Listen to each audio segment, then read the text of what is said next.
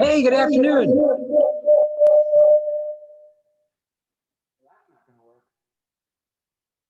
There we go. Thank you so much for being right on time. It's 1 o'clock and we had an appointment at 1 o'clock. So welcome, welcome, welcome. We are really excited to see you. Even if it's still on Zoom a year plus later. You know, risk reduction, just fun fact, risk reduction holds the distinction of being the very last event that we held in March of 2020 before everything got shut down, right? So this is kind of like a reunion of sorts. So yay for us, I guess. Who would have thought we'd still be doing this a year later? So again, we are really happy to be here with you. We do have 2 full hours of content for you. So we wanted to make sure that we got started right on time so we get you out on time. A couple of housekeeping items before we start. Number 1, please be certain that your camera is on. I think a lot of you went ahead and turned that sucker on. We've got page after page of gorgeous, gorgeous real estate agents. My goodness. So here's the thing. If this doesn't work out, we should all just like start a modeling company. Because I don't know about you, but man, oh man, what I'm looking at, well done. And for those of you who are still hiding behind your name, go ahead and unhide. Turn those cameras on. Let's see your face. If I have to be on camera for 2 hours, that means you have to be on camera for 2 hours. It's just my rule. And then another housekeeping item, just like as if you were in the training room with us in person, please don't choose to text or take calls during this session. Let's spend 2 hours really focused in on this content. We wouldn't offer this content to you and spend the time that we do building the content if we didn't know how important it was for you to have these heads ups, this information, and the opportunity for kind of solving problems before they even start. Right?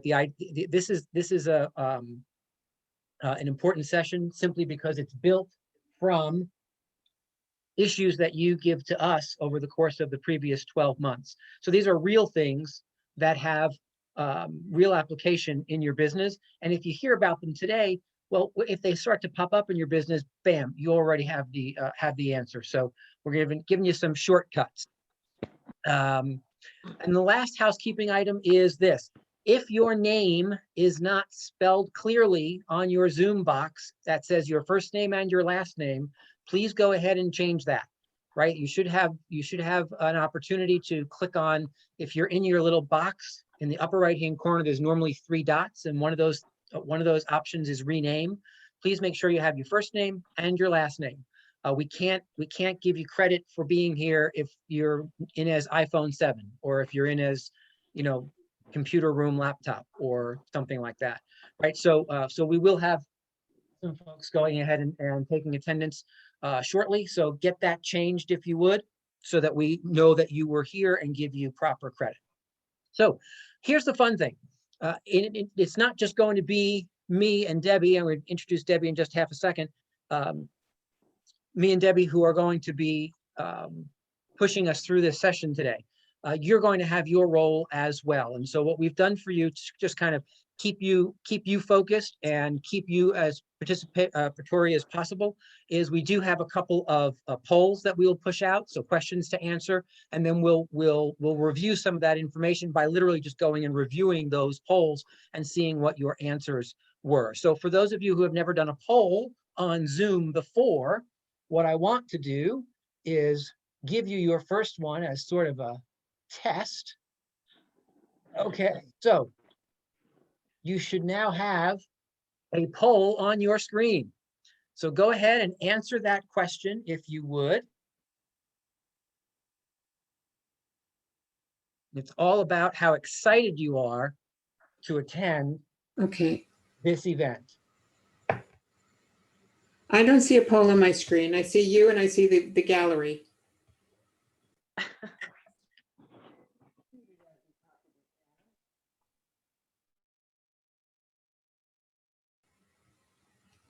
I don't hear you either now. Hello. Rick, you're muted.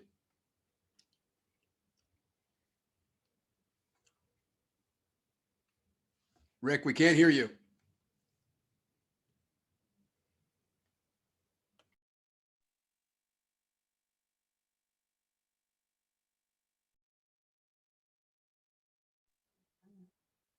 How's that? Better? Sorry about that.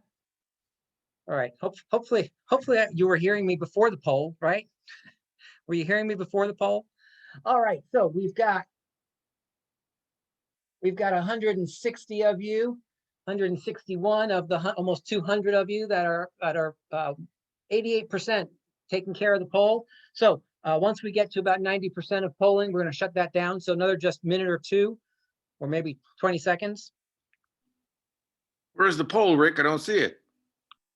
If you don't see the poll, you're going to have to figure that out on your end. It was launched and 166 people have seen it and responded to it. So again, I can't help you on your side, unfortunately.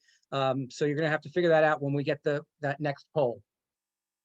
All right, so let us end that poll and let's share the results. So again, just kind of giving you an idea of how some of this is going to go today with your participation, you answering questions. So how excited are you to attend this risk reduction event?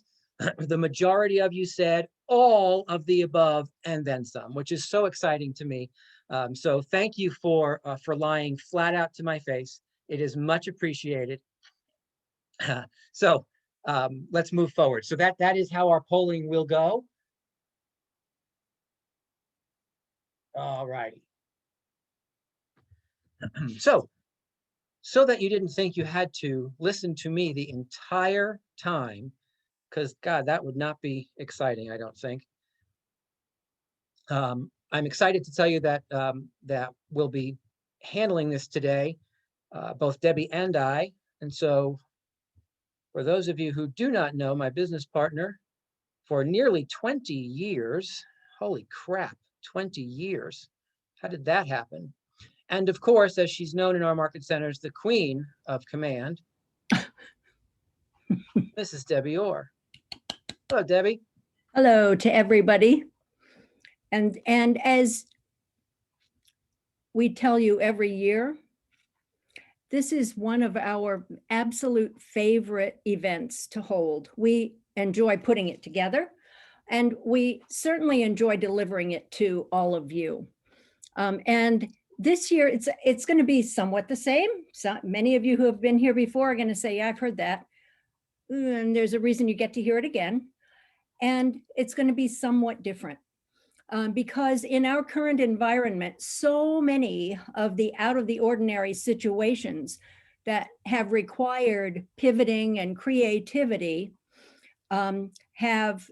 we've been certainly in uncharted waters for the last full year.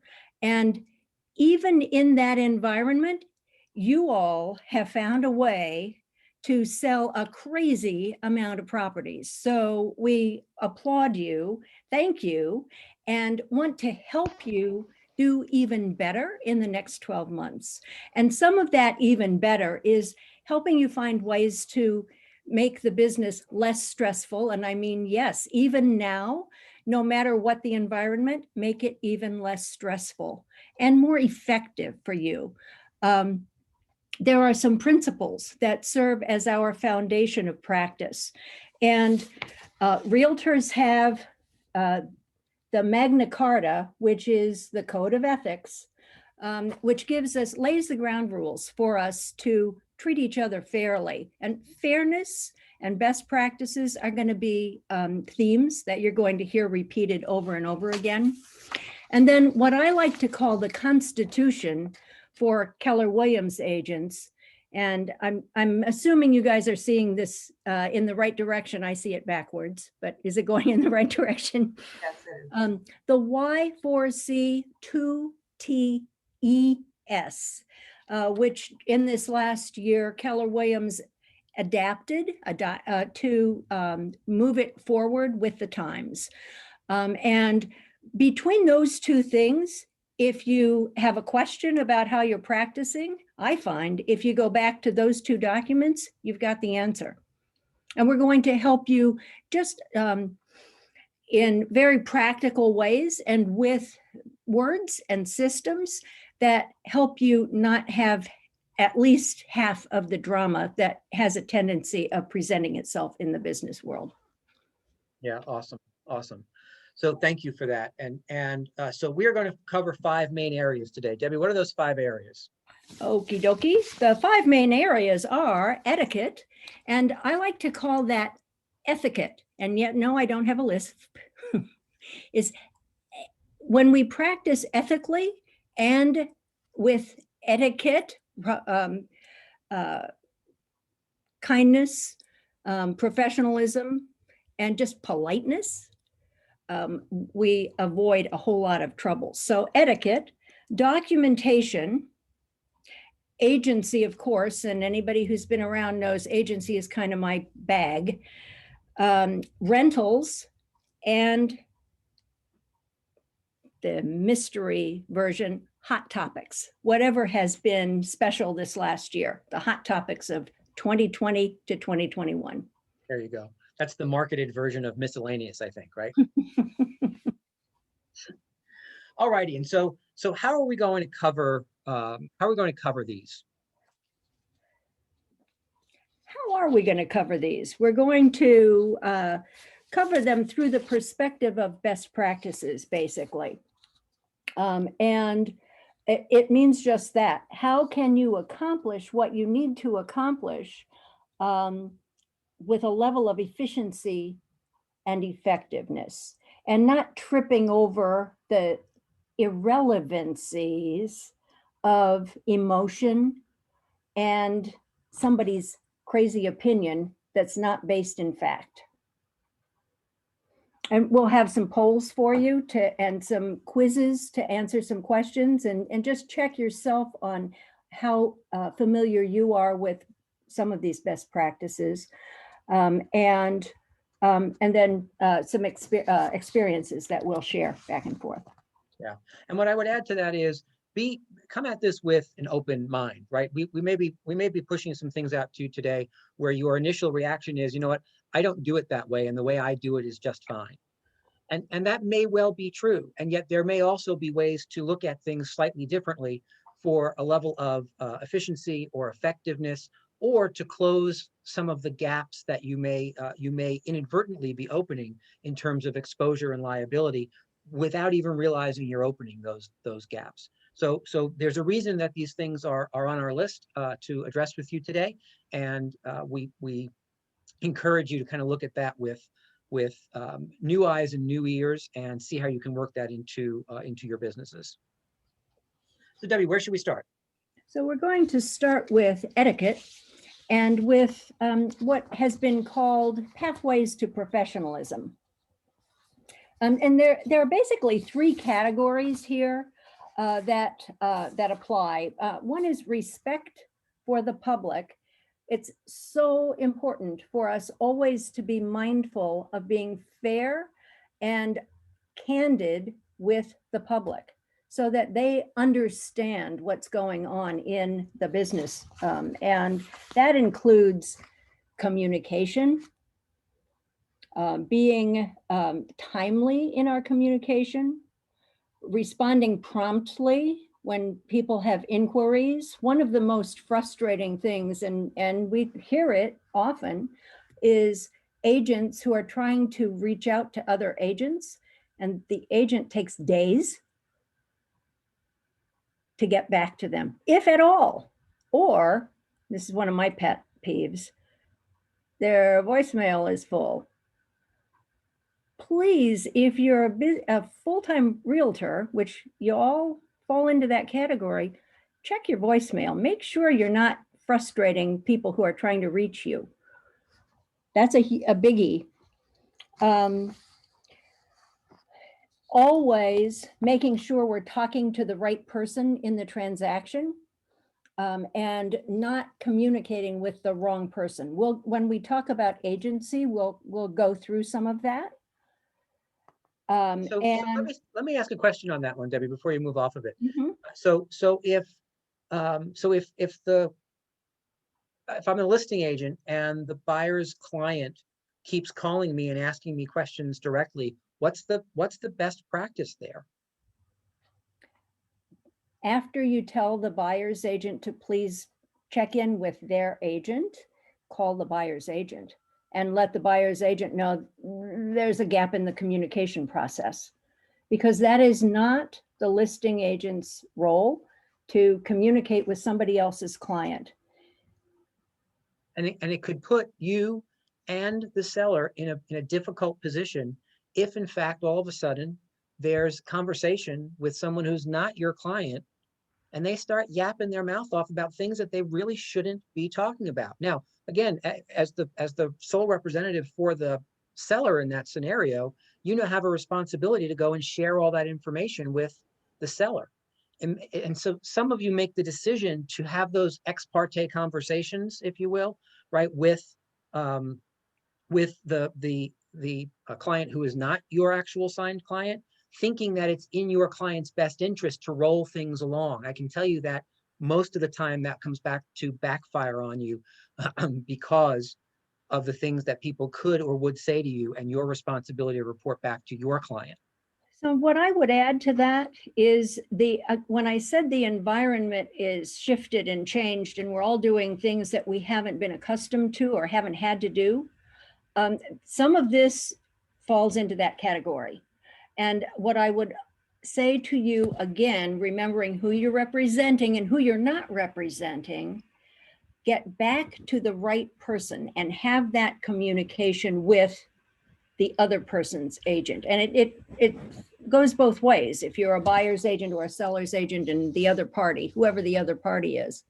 Yeah, love it, love it. What else? What else on respect for the public? So of course we have cultural differences that we need to be mindful of. It doesn't mean we change the way we do business, and yet we're respectful and mindful of people's expectation of how they're communicated with.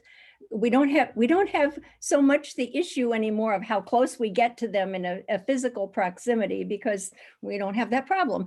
And yet just the physicality of how we interact with people. And so courtesy and respect, it's always a matter, and some of you may be going, what the heck does this have to do with risk? And I'll tell you that it's setting the tone to not have people feel that they've been gypped, cheated, jilted, treated unfairly, because that's when messiness comes into play and people raise, hair goes on fire and people start talking about things like lawsuits and crazy things that are not necessary. Yeah, I love that. And so another one is, being aware of and meeting all the deadlines that are outlined in your offers and in the contracts. I will transparently tell a story that doesn't make me look terribly good. When Debbie and I first got into business together, our desks were next to each other, and I heard her on the phone a couple of weeks in. I heard her on the phone going through these phone calls with people checking in on mortgage dates and checking in on where the things were, where the mortgages were at. And they were our listings. So she was doing all this work to make sure all the buyers' mortgages were moving along and were meeting the dates that were outlined in the documentation. Now, when Debbie and I went into business together, I had been selling real estate for minimally 5 years, 98 to 2004, right? So almost 5 years. And wasn't selling a small amount of real estate. And she hung up the phone and I looked over at her and said, "What are you doing?" And she said, "What do you mean? I'm going through making sure that all the mortgages are hitting their contingency dates so that we don't run into problems." And I thought to myself, you know what? In 5 years, as primarily a listing agent in those 5 years, I had never, ever thought to do that. And I guess I just got lucky. But again, doesn't paint me in the best light in terms of how I was practicing. But the idea of those deadlines and those dates being massively important, regardless of which side you're on. And yes, it is your responsibility to make sure people are hitting those dates. right? It's easy to say, well, that's the attorney's job, or that's the buyer's job, or it's the seller's job, all those kinds of things. Guess what? If you want to get to a closing table, it ultimately falls onto your plate. What I would say about that is you have two ways to learn in life, right? You can learn by experience, which means you get to fall down a whole bunch of times. And trust me, the only reason I was doing that was I had gotten dinged at least once with a messed up mortgage date or whatever. And I think a lot of our practices that we're going to talk about today have come into play because of actual experiences. And the other way to learn is by somebody else's experience. So you don't have to make those mistakes. And that's what we're attempting to give to you today to shorten your learning curve. Got it. Perfect. Anything else with respect to etiquette? What else do we have to speak about? Well, you have to be clear with your clients about what you can and cannot do for them, and be clear about what your expertise is, that you promise only what you can deliver, not what's out of your control, and manage the things that are out here someplace, but make sure that you're not over promising to, I'll say, sell personal property. Ugh, not our job. Let's not get involved in that kind of stuff. There are a million other examples, aren't there? Yeah, but you make an interesting point, Debbie, and that is the idea of everyone's heard the phrase overpromise and don't overpromise and underdeliver versus underpromise and overdeliver, right? And what I want to just underline for everybody is there's a reason we're talking about it today in risk reduction, because when you do things that are constantly overpromising and then underdelivering, it creates a gap of exposure and liability, right? Depending on the scenario, that could open up problems for you and problems in a transaction. So always err on the side of underpromising and then blow them away because you've over-delivered, so that you don't get caught in that gap. Right. The next category in this field is respect for the property. Anybody who is a listing agent can reassure or can assure you that one of the phone calls they least want to receive is an irate seller who comes home to a house that's been left open, sometimes doors left wide open, unlocked, lights on, lights off, problems. The way that you went into the house, the way you come out of the house should match up. And I believe it is the buying agent's responsibility to go around and make sure that things didn't get changed that they may not have noticed, and make sure that everything is locked up and left as it was found. Also, right now, it's especially important. NAR recommends that we always do this. Keep your groups together. Don't let people wander off into other rooms. Keep your groups together. And of course, we're limiting the number of people who are in homes at any given time. Never, this should be unnecessary to say, and I don't know if you want to give an example of this, Rick, never allow buyers to enter listed properties unaccompanied or not accompanied by a licensed agent. Yeah, I will give a quick example of that. And I know that sounds almost ridiculous to have to bring up. Unfortunately, in 2020, we actually had to get out of business with someone that we chose to terminate our affiliation with because this issue popped up, and it popped up more than once, where someone, I got a phone call saying, I think your agent let buyers into a house and wasn't there. And I queried that agent and defended that agent to the best of my ability based on what she had told me. And then a week later, a completely different person called me and said, yeah, I think we have a problem in that I think your agent let people into a house without them being there. And what was happening was, whether it was a time issue, she said she wasn't feeling well one week, and then she had given her phone to a relative. Guess what? Her phone has that app on it. and showed the relative how to use the app. And so she was having an unlicensed person go ahead and meet these buyers because he or she did not have time to get there. Guess what, guys? That's not a violation of the code of ethics and or license law. Well, it is a violation of all those things, but worse than that, it's a violation of like the law. It's called trespassing, right? I mean, those people are lucky that the police weren't called to escort them out of the house in handcuffs to go to jail. So be really, really cautious. And oh, by the way, we work very hard to make sure on your behalf, right? Because when somebody behaves that way, that does not do any of us any good. It has been 60 days since that occurred, or 70 days or so. That person is still not back on the MLS. There have been some very, very swift and Costly. costly punishments there, as well there should be, right? So I know it sounds crazy, but guys, you live inside of an organization that's 550 people strong today. There's no excuse and no reason why, if you can't do it, just call one of us. We'll be happy to help you find someone, even if you don't know a soul. There's always someone who's available who is a licensee to help you out in some way, right? There's never a reason why you have to send buyers on their own or send your phone along with an unlicensed person. Just not kosher.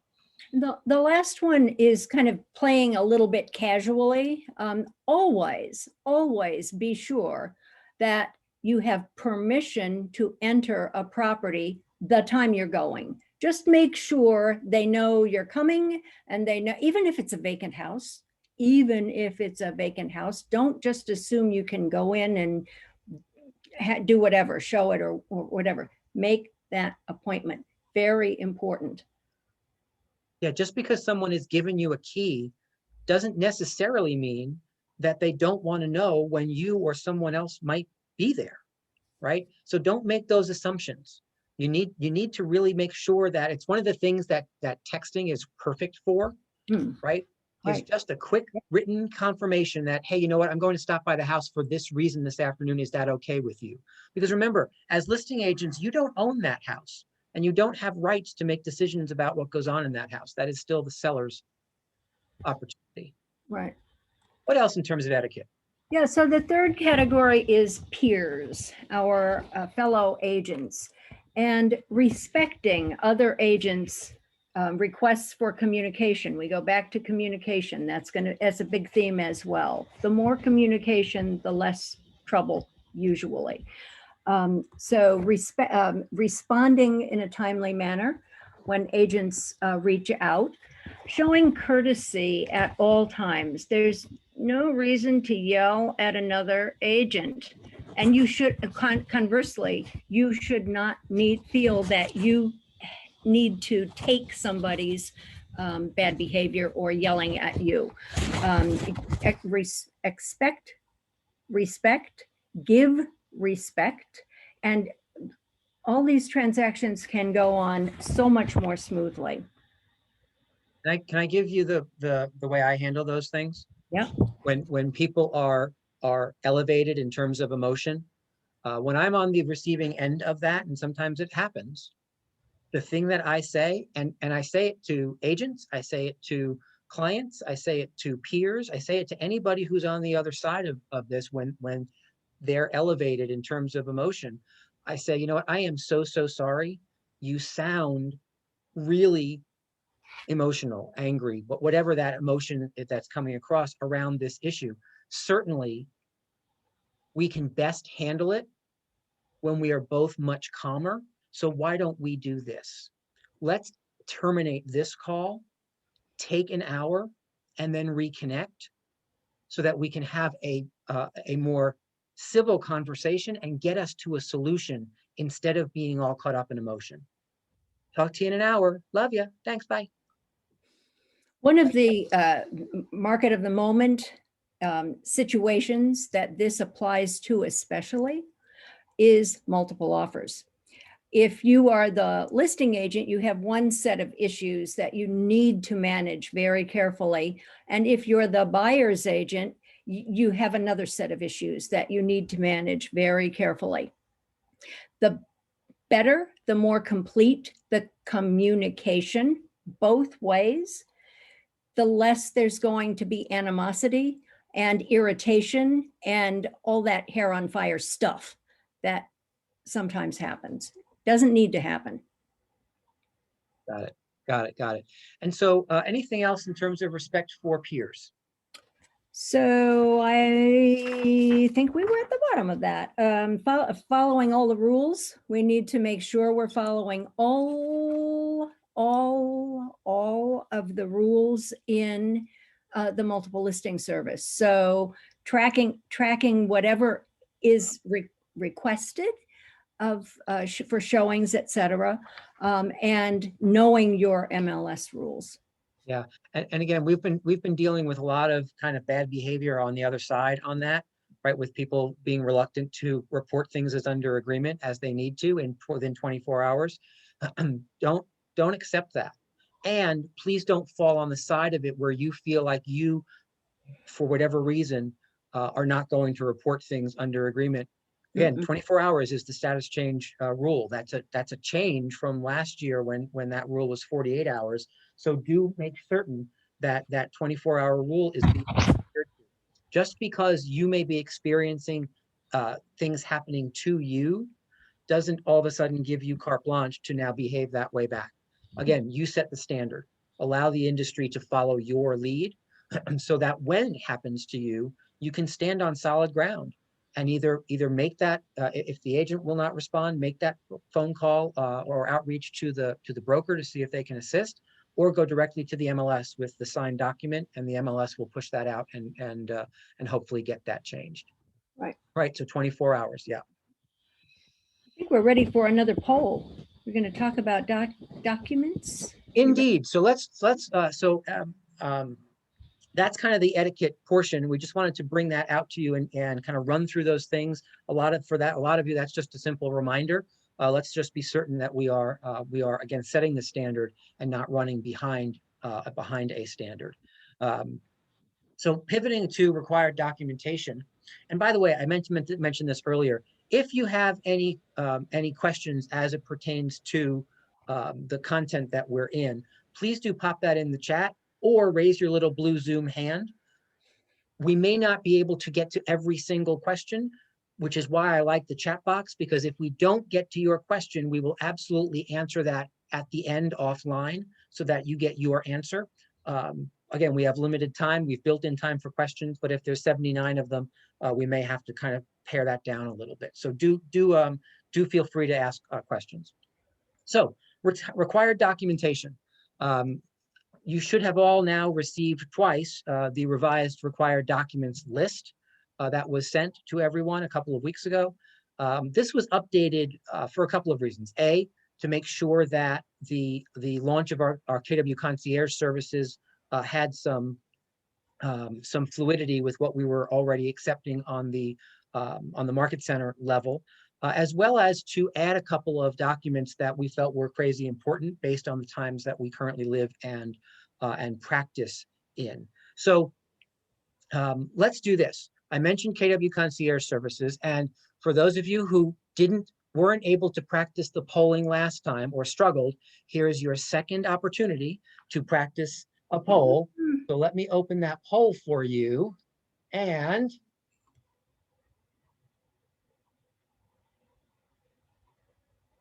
launch this poll. So go ahead and answer that question. Have you used our new free KW Concierge services?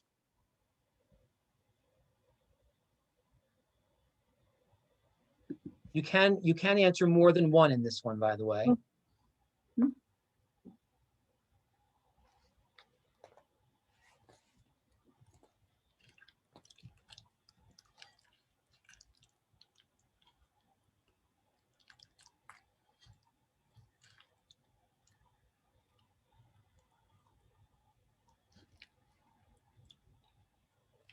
All right, we've got about 72% of you. 82%. My goodness. Everyone's fast fingers.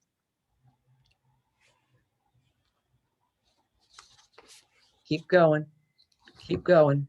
So just one other aside, as you're continuing to operate the polls, when you see me looking over to this side of the screen, it's not because I'm looking at the clock to make sure that we get out on time. I'm looking at my big screen where I'm actually launching all the polls and whatnot. So I'm sorry if that's a little irritating, but I'm not watching television. I'm not distracted. I'm just checking to make sure that we're good to go. All right, so we've got 91%. So we're going to close that poll in 3, 2, and 1. And share those results with you. So here's what you said. You said 62% of you said, I haven't tried them yet, and yet I intend to on my very next transaction. So here's what's fun. Now we're going to hold you to that. So make sure that you get the information that you need to go ahead and dive in.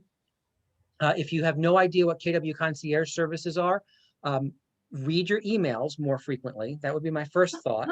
And my second thought is connect with one of the staff members in the Market Center to help them explain that to you and maybe forward some of that information that you might have missed. And how cute that someone said, I don't like saving time and money. So excellent. So thank you very much. We will get back to you on that shortly. Okay, good. So required documentation. I'm going to share my screen with you just real quickly so that you can see the required documentation form that we're talking about. This is what that looks like. I'll scroll down so you can see the whole thing and scroll back up. So let's go through a few issues that we've been seeing with required documentation, if we could. Debbie, do you want to start us off on the new listing piece at the top? Sure. And this is all, again, underscore best practices. When these documents are in your file, you tend to have less issue at any point in a transaction. And here's my command pitch. Putting them in command is awesome because then you have one place to look. And if you have a challenge with that right now, join us in any of our multiple command classes because it's easy to learn. And oh my gosh, it saves you brain space. New listings. Obviously, you need a signed, fully completed listing agreement. Agency disclosure, and actually, if I were writing this, I'd put that first because agency disclosure helps you launch the whole process. It is step number one. Talk about how we work. Stay tuned, there's more to come on that. The data input sheet. Now, what we know is a whole lot of people have not been using the specific MLS data input sheets, and not doing so actually can put you at risk. If anything gets input incorrectly, you can be liable. So we want you to build that into your practice for your own good and for the protection of your client. Remember, we owe a fiduciary obligation to the people that we're working with, and this helps to fulfill that on a very important level. Got it. Certainly the seller's property disclosure, which they fill out themselves, lead paint if it's relevant, inclusion, exclusion, if it is there now, and I'm not sure what if applicable means in that category, Rick. Is that? Because there are some people who simply don't use it. It's not a required necessarily document, but if you've gone ahead and had the seller complete it, then it would be required and inclusion exclusion is another one of those things that's it saves you angst in the course of the transaction. And the last thing is a field card. Now, we're not typically going into town halls right now. I think every town in Fairfield County for sure has an awesome online version of the field card. This is not repeat, not the MLS tax card, because there are too many mistakes and not enough information in those cards. This is the online tax assessor's field card. In most cases, it turns out to be about 3 pages, and that gets downloaded and then uploaded to your command file.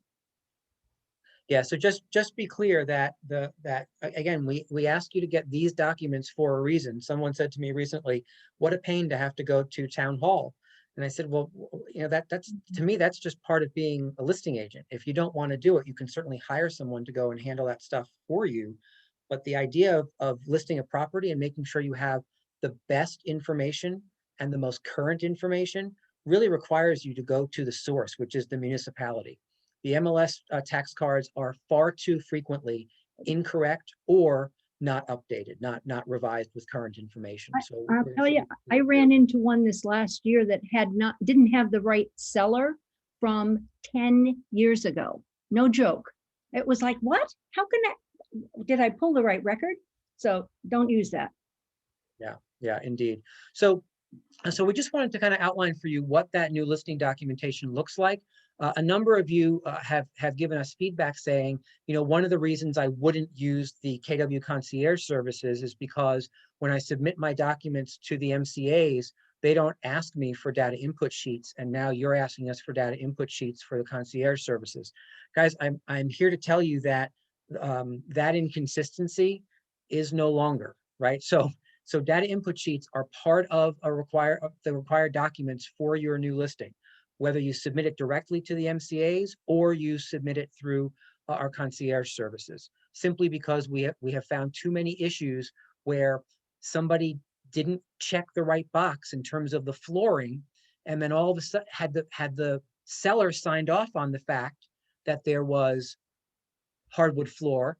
Well, then at least there's a sharing of that responsibility. Since there was no data sheets and nobody ever signed off on the fact that there was hardwood floors throughout the house, and when the buyers bought and pulled up the carpets, guess what happened? No hardwood floors. All of a sudden, people are walking around with their hands out looking for their hardwood floor. So it really is a way to save yourself some issues. A couple of things I want to just point out to you on the listing agreement. Listing agreement issues that we've been seeing of late, please make note of these. Number one, it must have a price. Please don't submit them as to be determined or with the price being blank. Understand that if the price is not there, you have no valid contract, regardless of who signed it. Without a price, there is no valid contract. So in a scenario where you're uncertain about what the exact price might be, put a place filler in there. Have a conversation with the seller around let's choose this number, and if 3 days later, or if our coming soon or delayed listing period of time expires and we're now going live, well, then we can change it. But you need to have something in there, either the actual listing price or a placeholder, not TBD and not blank. Number two, the town must be in the address field at the top. Many of you type in the street address and then the zip code, but leave out the town, right? For the most part, there isn't a separate field because that form is built to just say street address, but it's street address that includes the town. So be certain that you're including that town either by manually putting in a separate field or just doing a comma at the end of 123 Main Street, comma, the Wilton, right? So that you now have that town included in the address field. Number three, contracts in the state of Connecticut must be written with the broker, right? And not you personally. Nothing against you. We love you. We love your name. You love your name, but it doesn't belong as one of the parties, the two parties in the contract, right? The contract needs to be written between the sellers and either Keller Williams Realty or Keller Williams Prestige Properties. Those are the only two acceptable fill in the blanks there for that line. And I know it's confusing because underneath it in the MLS form, it says realtor. I get it. It means the brokerage. It means the firm. So contracts are written with the brokerage, either Keller Williams Realty if you're out of the Ridgefield Market Center or Keller Williams Prestige Properties if you are out of the Stamford Market Center. And those are the only two opportunities that you have to use there. And number 4, lastly, remember there are 3 parties that sign our listing agreements. 3 parties. It's the sellers and you as the authorized agent, and then me as the broker, right? So there's the seller's signature, there's the agent's signature as authorized agent, and then my signature as the broker. Each of the 3 of those is required before you upload that to the MLS. So make sure that when you're setting things up in DocuSign, that you're structuring the DocuSign so that the sellers get the documents first, and then they come back to you for your signature once you know that the sellers have signed and you can see that there was nothing changed. And then the third party, the last party, should always be me, so that I can go ahead and make sure that everyone has signed and that nothing has been changed and that all is good for you to then upload that to the MLS. Remember, our listing contract is how we get paid, but more than that, we also offer compensation out to others more than just ourselves. So if that gets screwed up in any way, it could not just mean a 0 for you and for the brokerage. It could mean a negative if we all of a sudden are obligated to pay something out and we don't have the right documentation to make sure the income is coming in. That's why there's 3 signatures, the checks and balances there. And I'm just going to encourage you in Loop or DocuSign, structure it so that the sellers get it first, and then it goes to you, and then it comes to me. It will just make so much of that signing so much simpler if you'll structure it in that way. All right, Debbie, what about this pending list? Anything on here? We are not going to go through the entire pending list, but I know you wanted to just make a mention of 1 or 2 additions that we have here. Yep. So the wiring scam form, we have made a required document in pendings. And that's because wire scam, we say wire scam is real. Wire scam is real. And it's happened very close to home. So we only do that as a disclosure to the clients and a heads up. And most of them seem to get it. I mean, and some people go, what? Is that real? It's real. Be mindful. So that's a must do. And I'm not remembering what the second must do was. The MLS listing sheet.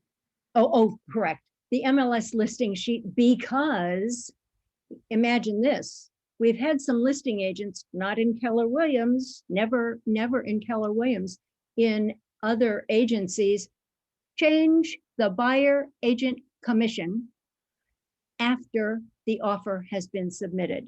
And that has taken an enormous amount of Mr. Scott's time on more than one occasion, multiple occasions, very recently. So 3 times in the last 3 months. Your record is what the agent was offering on the MLS when you wrote that offer. And the only way, well, it's not the only way, but it's the best way. Have a copy of that in your pending file.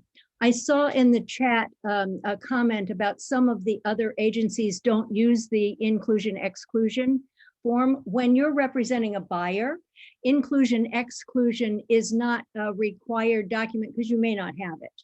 You may not get that from the other agency, and that's okay. You can ask. I have on occasion given the other agent our copy, our version of inclusion exclusion, asked if the sellers would mind to fill that out just for clarity. And sometimes they say yes, and sometimes they say no, whatever is fine. It's just, it may help. Got it. So I might have what maybe seeing a weird question. Debbie, are you still seeing me on the screen? Yes, Okay. I do.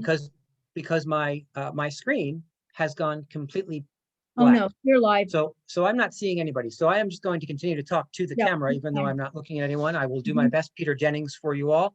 And if something goes sideways, let me know, because I'm now not seeing it on the on. All righty. So last bit about required documentation is about when your paperwork is due and how we kind of handle that. And so, because we are so excited to continue to bring you polling, let us run back to another poll. Get ready, fast fingers. Here we go. The question is, okay, that poll is launched. How many business days is your new listing or pending documentation due into the Market Center through Command? How many business days is your new listing or pending documentation due into the Market Center through Command?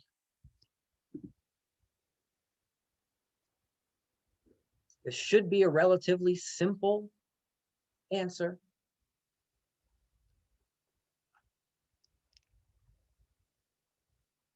My goodness, look at you all. Going like gangbusters. We're only at 70% though, so some of you are thinking about it. Hmm.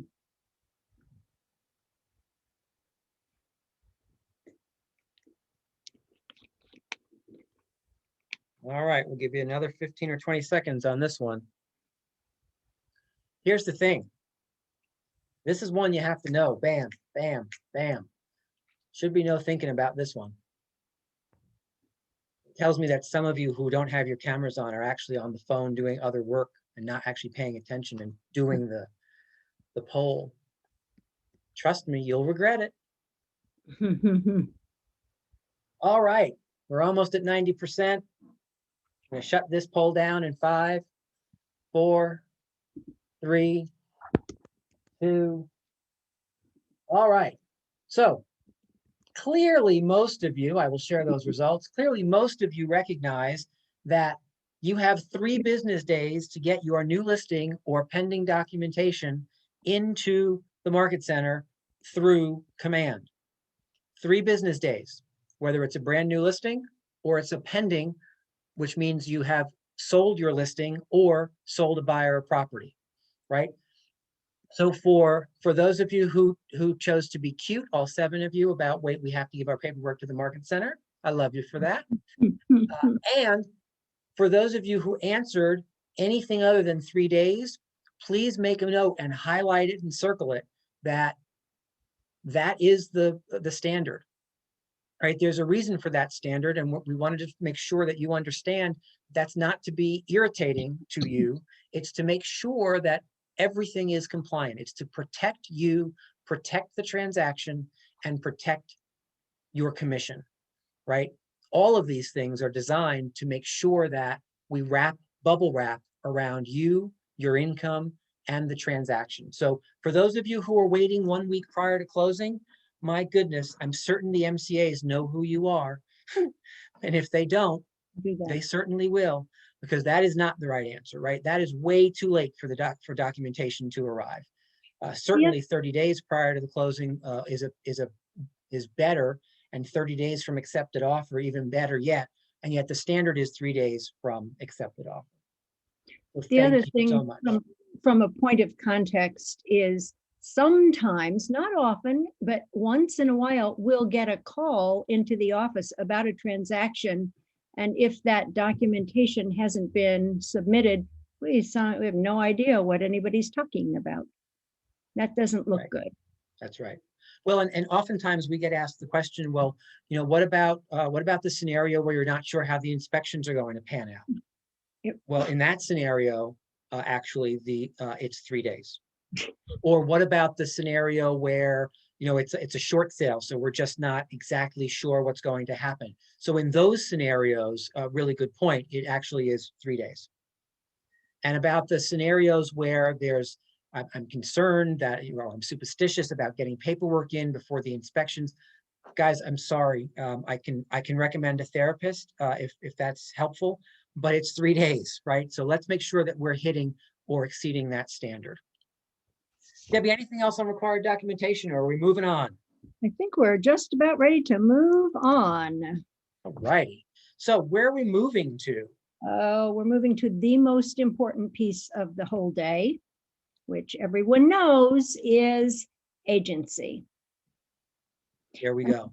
So talk to Why? us a little bit about agency, and then we'll launch another poll. Yeah, so why is this the most important piece? And there's a very simple one-line reason in my head, and it is when you know who you are representing, most of the problems in life go away. It's almost like the focusing question. What's the one thing you need to know to make everything else not a problem? So true. That's it. Mhm. So true. And I will add to that by simply saying, when you guys call me and have an issue that you want my opinion on or to help solve or troubleshoot, if you may have noticed that one of the very first questions I ask when you're telling me the story is, okay, before we go further, who do we represent? Right? Mhm. Because without understanding who we represent, the story, the background, the scenario, it's kind of not relevant. We've got to start foundationally with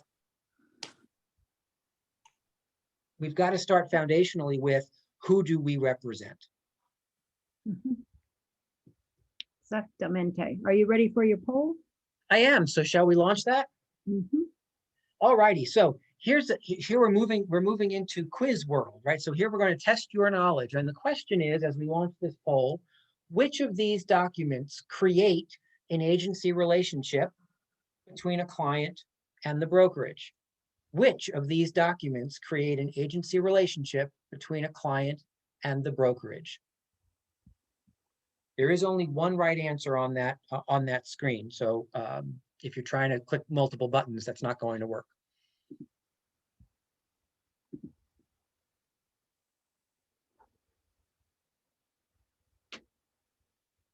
Which of these documents create an agency relationship? Is it the listing agreement? Is it the unrepresented persons form? Is it the exclusive right to represent buyer form? Is it dual agency or designated agency, that form? Is it a fully executed lease? Or is it a combination of some of those forms? Far fewer of you are voting. Don't be afraid. If you are uncertain, take your best guess. Take your best guess.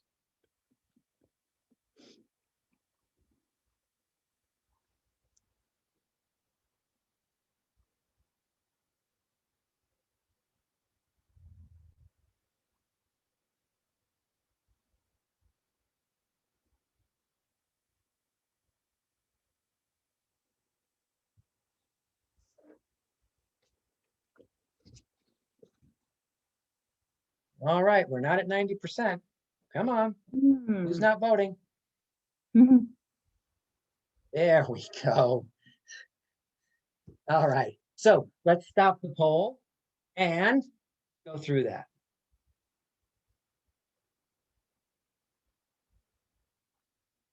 All right, so here are the results. Debbie, you want to walk us through what those results say? So the results say 34% got it right. There are only two documents on here that create agency, and that is the listing document, the listing agreement, and the exclusive right to represent a buyer. Those are the two trigger points for creating a fiduciary relationship with your now client. That creates a client. We don't have a client without those two forms of representation. So some people thought that the dual designated agency form was also required for that. Remember, that document is just a consent form. It's not is it a legal document? It's a part of the legal document package. It does not create agency. It just creates consent to agency. Okay. And Consent. what about the unrepresented persons form and the fully executed lease? Because there's 65 people at the bottom there who thought that either the unrepresented persons form and the executed lease plus the dual designated agency consent form created agency. So I just want to make sure that everyone's clear about what those other documents do. Can you talk about those? So the unrepresented persons form specifically does not create agency. That specifically says that the person, whether they're a buyer or a seller, is on their own. And oh, by the way, as an agent, you have a sincere and serious obligation to explaining that to them. here, Mr. Buyer, Mr. Seller, I fully respect your interest in representing yourself and not having me be your representative. Here's what you're missing. I cannot do these things for you. And if you ask me, I have to respectfully decline. And that's due diligence. It's doing some digging around to find the issues in the transaction. It's negotiating on your behalf. In very fact, if you're unrepresented in this transaction and I'm on the other side, I'm going to be negotiating against you because I need to represent whoever I am representing in the transaction. Right?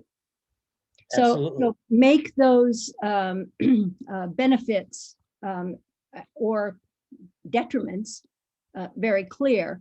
And then the fully executed lease is between the landlord and the tenant. The agent is not involved in that lease. The two parties in that document are simply the agent and the tenant, the landlord and the tenant. Yeah.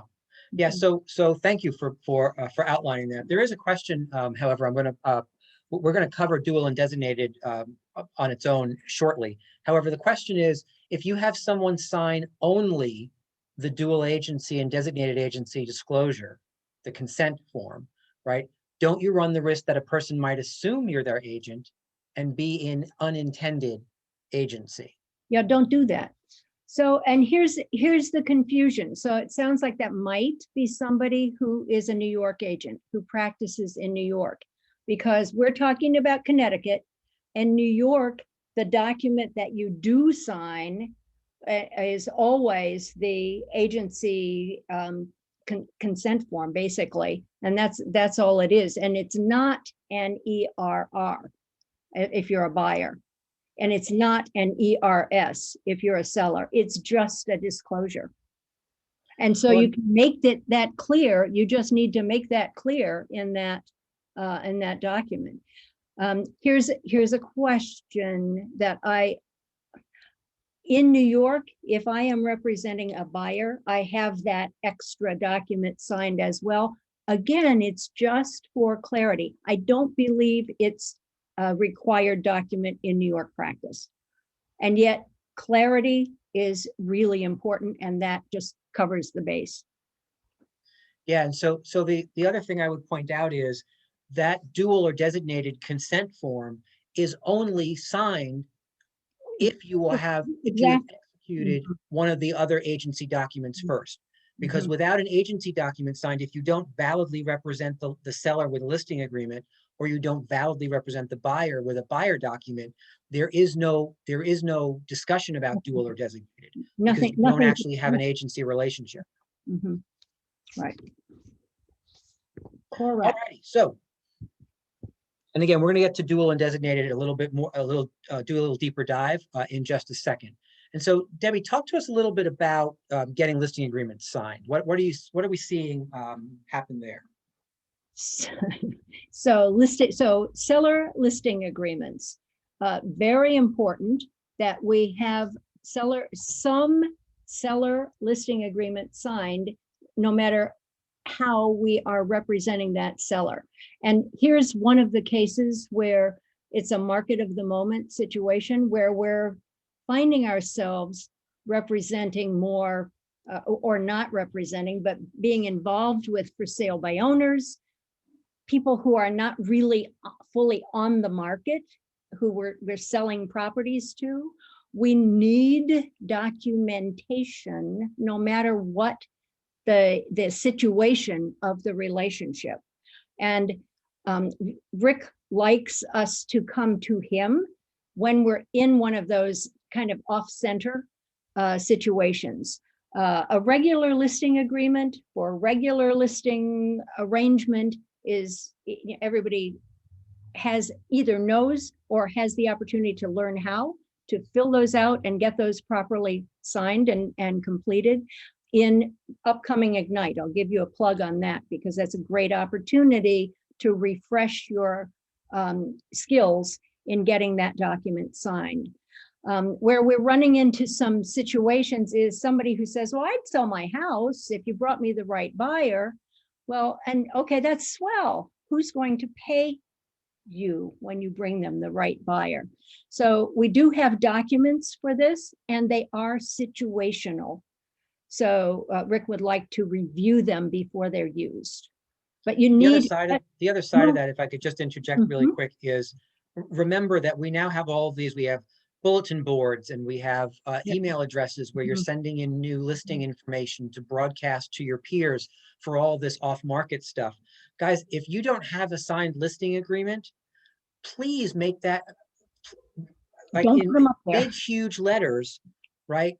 Highlight the fact that you might have an opportunity on a house over here. Our bulletin boards and our ability to work off market stuff with each other, it's not based on a wish list, right? We have to have some documentation behind it because your colleagues are then going to decide to go and show these kinds of these properties, understanding that you've done the job on your side to make sure that you have a listing agreement.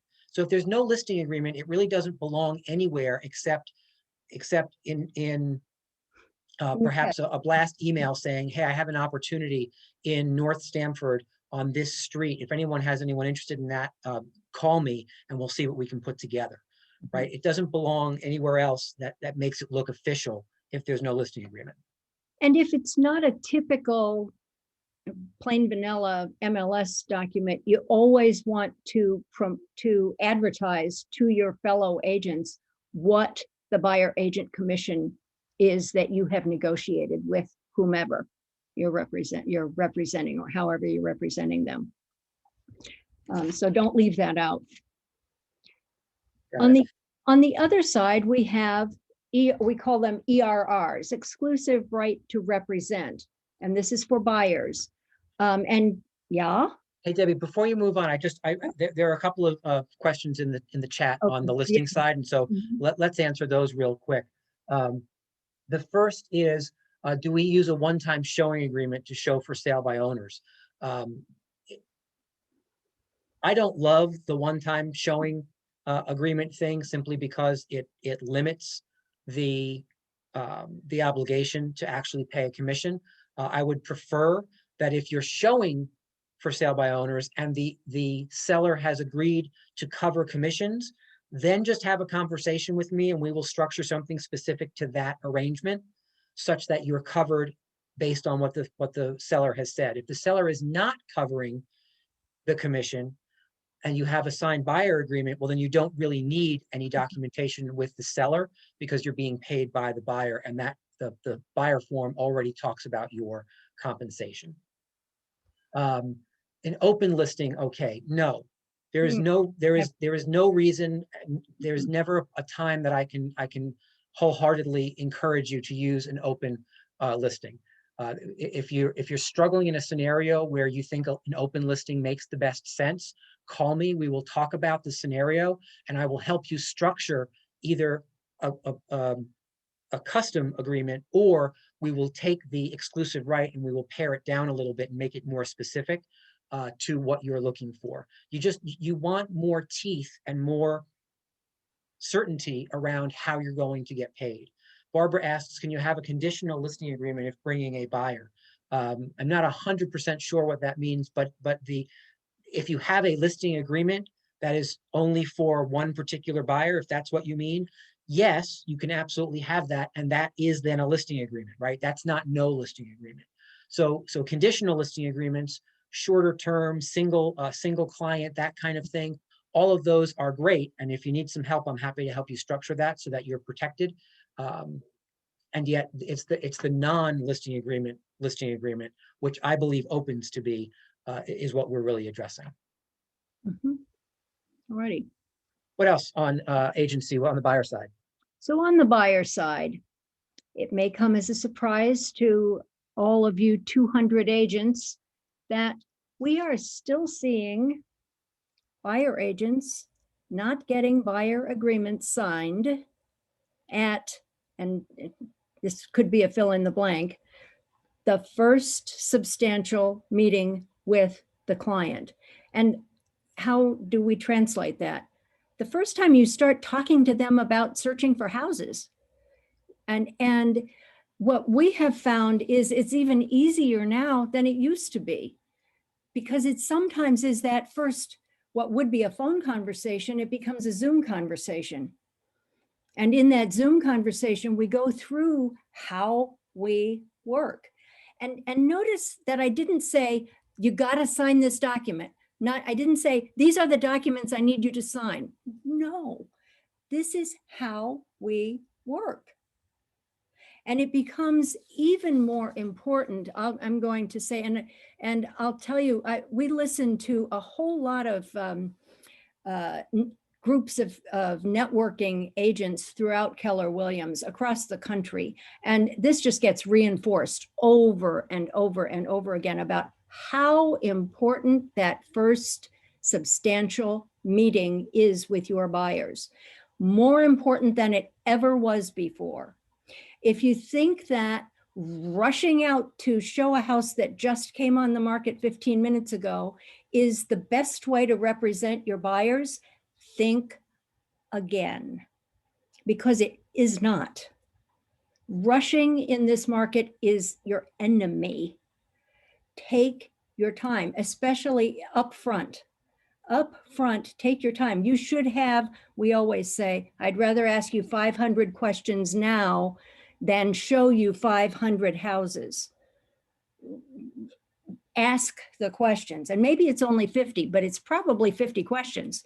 You need to ask more questions and more questions and more questions, and also make sure that buyers understand the environment that they're going into. It's not an impossible environment.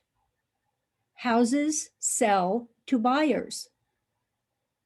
The more firmly and completely they are set as a buyer, which includes their buyer representation documentation, the better their chances are to find a home. So it becomes very, very important. And I'm happy also, and in Ignite, again, we're happy to demonstrate how to go about a virtual buyer presentation. I would say if we're looking at and asking ourselves, how can I improve my practice working with buyers? Ask yourself, could you do this differently to get different results for yourself? And we'll be happy to share with you how we're doing it, because we're getting buyer agreements signed, almost effortlessly. Here's what you do not do. And I'm sorry if I sound a little preachy about this. Do not, and I don't want to hear of anybody doing this, blithely say, I need this document signed. I'm sending it to you online. We have this wonderful way for you to sign it electronically. Just sign it. Guess what's going to happen? At least 3 out of 4 times, at least, they're not going to sign it. Yeah, that's when you get pushback. Don't do that. And when I say don't do that, I mean, don't do that. And when they do sign it, it sets you up for if Oh. something goes wrong in the relationship as you're moving forward, it Mhm. sets you up for them having a conversation with me saying, we didn't even know what we signed. There was nothing even ever discussed. A ton of papers was pushed at us and all we did was sign all the papers. Now, is that the buyer's problem? Well, sure it is. And yet it also happens to be our problem, right? So you can't just throw papers at someone and expect that now they understand agency and understand what they've committed to. When they go and cheat on you, it's no wonder they went and did it, because you never had a conversation around what they were actually signing. Guys, I'll underscore Debbie's preachiness with my own soapbox. If your choice is to practice on the buy side without having a valid sit down, face-to-face or Zoom to Zoom buyer consultation, you are practicing the used car salesman version of real estate. Mhm. And I'm sorry if that is mean or nasty. I don't mean it to be. I just mean to give you something to picture in your mind. you're not taking the time to create a fiduciary environment where someone wants to now create a fiduciary relationship with you, right? Trust me, I hear it all the time that I don't know what I'm talking about. They have a lot of money, so they won't sign. They're an investor, so they won't sign. They're from a different country or they're from a different state, so they won't sign. Guys, there's only one reason that buyers don't sign, and that's because we are not taking enough time to explain A, our value, and B, how we work in the state of Connecticut. Mhm. And you're making decisions based on, I don't want to lose this commission versus what is in the best interest of the clients and my business. Whew. Right. Is everybody angry now? You know, and we bring this to you simply because there's a way to do the buy side where you don't have to worry about all that. And it has everything to do with setting proper expectations and having a valid sit-down buyer consultation every single time, even when it's inconvenient, right? It solves 99% of the problems. I'm going to make a strange analogy. I don't know why it just came to my head. I used to have friends when I had little children who said, I can't get them to go to bed.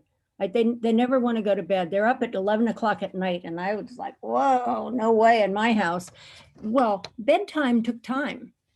We had to spend 30 minutes or even more reading books, holding hands, kissing goodnight, having chats. It took time, but it occurred between 7:30 and 8:30 every night. It's kind of the same gig. It's just setting a structure to how you're doing your practice. It seems like it takes a little more time. In the short run, in the long run, it takes less time. Yeah. Agreed. And here's the thing.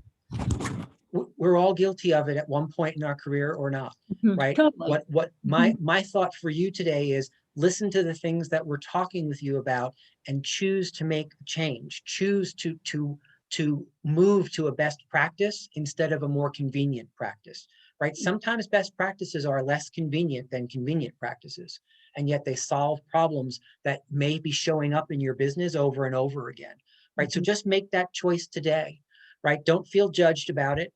Just recognize that if I was doing it this way, I'm now going to just start doing it this way and save myself from some angst and issues. That's the opportunity, isn't it? Yeah, that's great. All right, so let's cruise forward to a deeper dive on dual and designated. What time is it? 2:18. My goodness, we are so dead on time. This is So awesome. we're good. We're really good. So So dual. Mhm. yeah, so let's start the dual conversation if we could with a poll, right? And so this is 5 questions about dual and designated agency. So we're going to give you a smidge of time for this. Read them through, right? 5 questions about dual and designated agency. I can tell you that one of the things that we recognize is that one of the things that is missing the most for many real estate professionals is a true understanding about how to behave in a dual or designated scenario.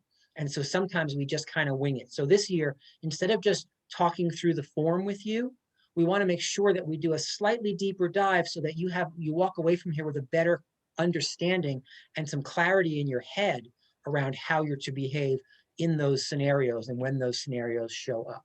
So I'm going to launch the poll. Go ahead. There are 5 questions. So just scroll down and answer all 5, and then we will get back with you. We're going to give you about 5 minutes for this. So go ahead and dive in.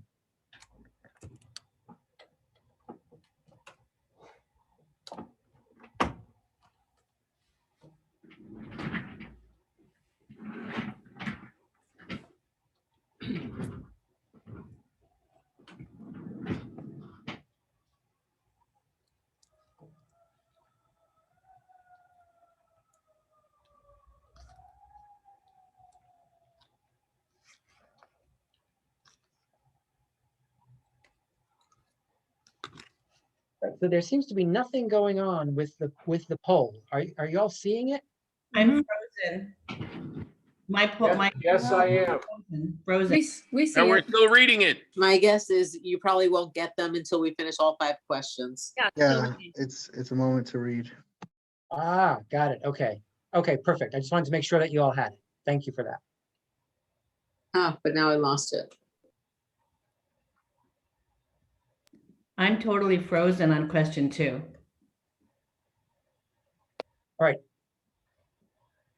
Do the best you can, guys. There are 5 questions. I think you're right. I think you have to get through the bottom of them before I start seeing responses.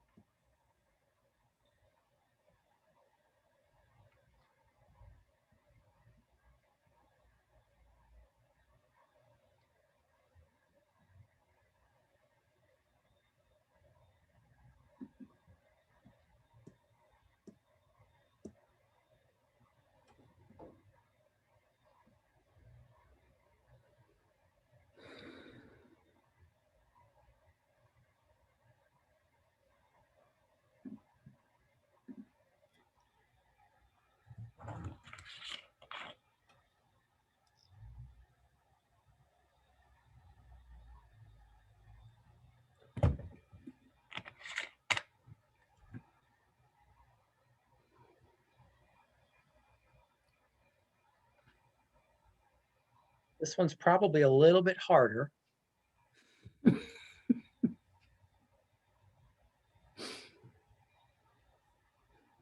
When Debbie and I were reviewing this yesterday, she told me I was mean because of how hard I made this. That's not really true. Yeah, it's almost true.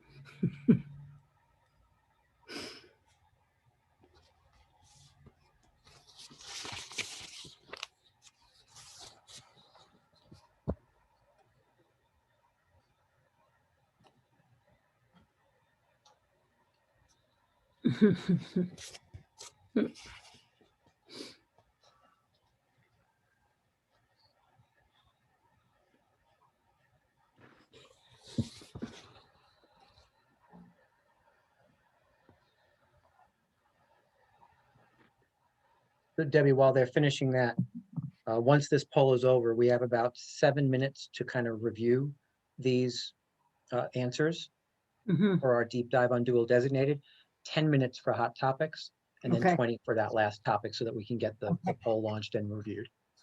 Cool beans.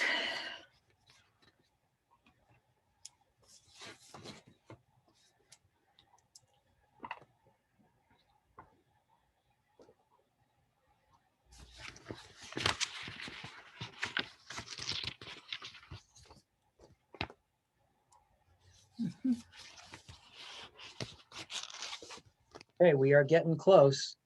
So take another minute if you haven't finished up. Go ahead and take a minute and finish up.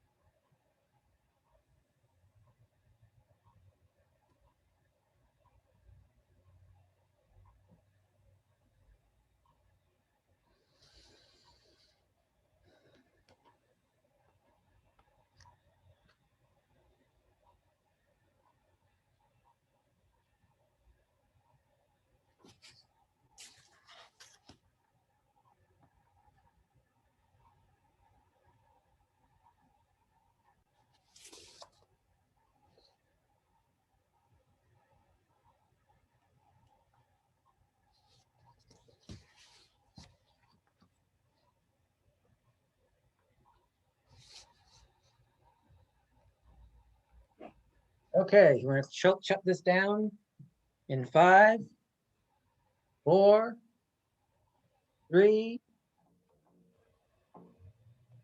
2, 1.5, Hmm. 1.25. Okay. So let's take a look and see what we decided. And so how we're going to work this through is Debbie and I are going to walk through the answers with you to answer the question. So question number 1, which of these do you use if you yourself are on both sides of a transaction, which means you personally represent the listing and you personally represent the buyer? Debbie, what did most of our agents say the type of agency was? 90% of the respondents said that's dual agency, and they are 100% correct. So that is when you are a pure dual agent, because you are one person on two sides. And so why wouldn't that be designated agency?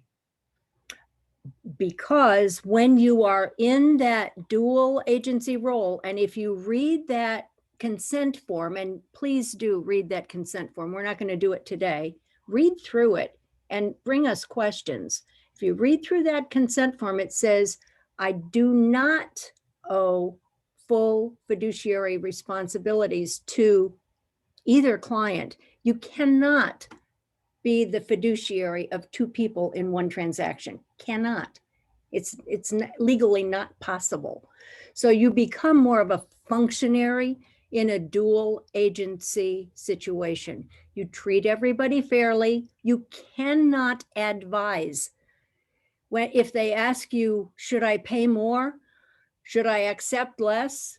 You cannot advise, because you would be working against the interests of the other party. So that is a tricky tightrope to walk. And I always review the situation, and I've been in strictly dual agencies several times. I just lost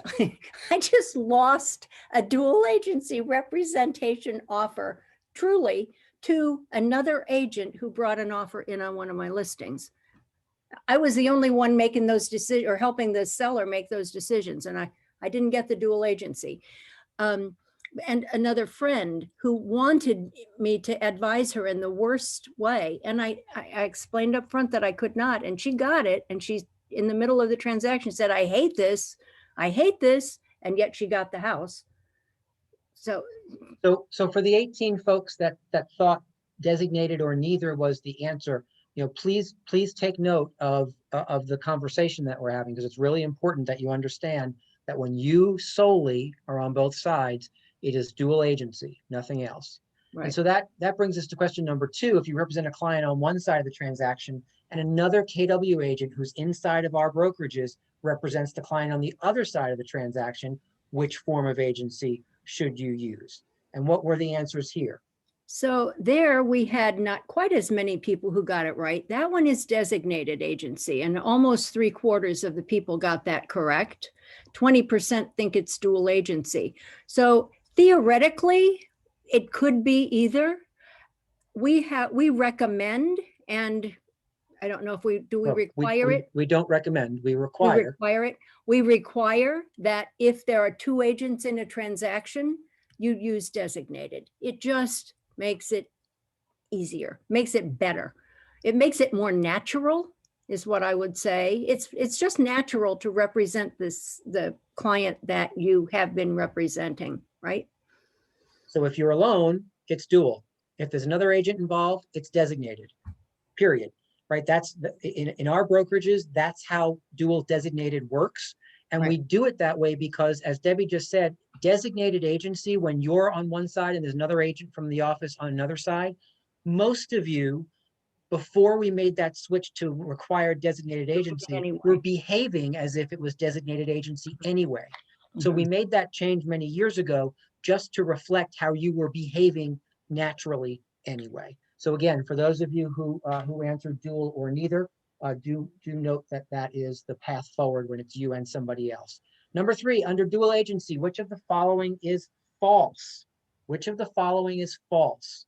And so 37% of the respondents indicated that I no longer owe full fiduciary duties to the parties in dual agency was false. Debbie, is that correct? Nope. Nope. Right, you just said it. Under dual agency, when you are the sole agent involved and you're quote unquote representing the seller and the buyer, and there's nobody else, you no longer owe full fiduciary responsibilities to the parties. This is the one that I said he was mean. I think this is the hardest question because the question is which of the following is false? Is it false that you no longer owe full fiduciary duties to the parties? No. No, It's it's not not false. It is true. It is true, right? So You know, honesty. and fair I do dealings- no longer owe full fiduciary duties to the parties is true under dual agency, not false. Right, so honesty and fair dealings. Is it ever false that we wouldn't owe people honesty and fair dealings? Never.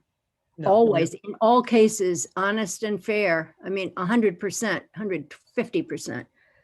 I act as more of a facilitator between the parties rather than an advocate to or for them. Under dual agency, that is 100% true, True. right? That is how you behave. Mhm. Any information I share with one party needs to be shared with the other.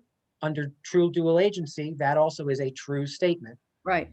which leaves the last line here. I solely and exclusively represent each of the parties and work to advocate for both under dual agency as the false statement. You want to talk about that? Because we had 45 people who believed that was a true statement. So solely represent each of the parties. No, you can't. By the way, it's impossible. As we just said, you cannot solely and exclusive. Solely means one. Huh? So you can't represent two parties solely. No, impossible. That's the false statement. And only 25% got that right. And it's tricky. I don't know what's going on in the chat. I can only imagine. So let's move forward. Number 4, under designated agency, which of the following is true? And so 87%, 155 people said, I retain my full fiduciary duties to the party that I represent. Is Okay, that beautiful. correct? Under designated agency, it is correct. Yes. Mhm. Excellent. So that's good. It's that trickiness. Yeah. Okay. And the last one, What is the process for completion of the dual designated agent consent this- form? So bravo, 67%, 120 people said, first the buyer, then the seller, then the brokerage. So we get all the consents, then the offer is presented and negotiated. Is that correct? That is correct. That's the right way to do it. So anybody who thinks otherwise, that the buyer consents and then the offer can be presented, no. Everybody has to agree. And we need the broker to know that this is going on, that this is in process. Mhm. So that is our deep dive into dual designated with you today. I hope that that was helpful to you. Again, it's a mindset first, and then a process and action. So you have to understand it in your head about how that representation works. And if you're ever concerned or have a question about it, please don't hesitate to reach out. I'm heading into a scenario and I don't remember whether I do dual or designated, or I don't remember if in fact they do the who signs first. Just reach out. We'll be happy to help step you through it. And I did see somebody just pop in the chat, and I want to reference that. For those of you who are new to our brokerage, right? In other brokerages, sometimes what is encouraged is that the dual or designated agency form is signed by the seller at the time you take the listing. We do not encourage that at all. And the reason for that is when you have them sign it at the listing table, sometimes it's 30 days or 40 days or 3 weeks or whatever days later when the actual scenario of dual or designated agency actually shows up. And what we found was when people were signing it at the listing table, they weren't having another conversation before moving forward because they already had the seller's signature when the scenario actually popped up. So we encourage you not to sign it at the listing table. You can mention it, but then have the documents signed once the scenario actually exists. Buyer first, then seller, then brokerage. There are actually 2 points at which you discuss this up front, and one is agency disclosure, and you bring up that topic of dual and designated agency on that agency disclosure, and then again in the listing contract and in the buyer contract, it talks about agency and representation down at the bottom. So you have the conversations, but you don't have the express consent because they forget. Yeah, indeed. Mm. All right, guys. So that is, again, our deep dive for dual and designated. We hope that was helpful and that clears some things up for you. We're going to run through hot topics, and we're going to be as brief as possible on hot topics. There are a couple of important things here, but we're going to move briskly through them because we do have our final topic of the day, which is rentals, and we want to make sure that we have time for that. So I will kick things off with a hot topic conversation. That's just a reminder about cancellation for listings. Remember, now there is no MLS out there that allows you to cancel your own listings. They always have to be canceled by the brokerage. And the only thing that I ask of you is before you have a conversation or sign paperwork with your seller clients about cancellation, have a conversation with me. Even if that just is an email saying, Rick, these particular sellers are no longer interested in selling, and this is the reason why we're going to just take it off, right?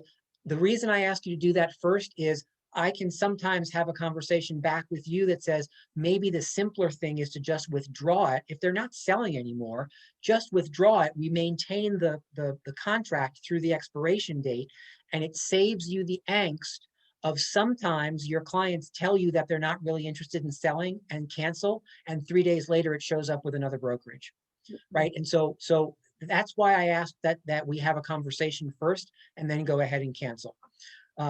Remember that reporting in the MLS has now changed to 24 hours from a status change, not 48. Please be certain that you recognize that. Know the rules of your own MLS and pay close attention to them. Debbie, what about social media?